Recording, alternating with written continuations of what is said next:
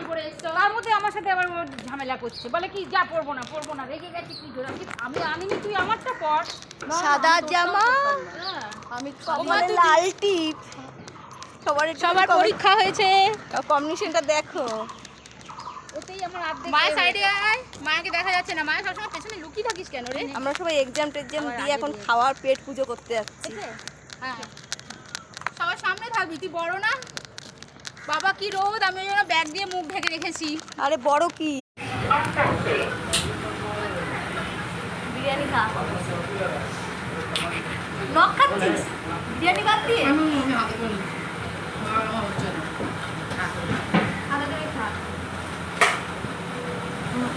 কবিতা শুধু মাংস নিয়ে বসেছে।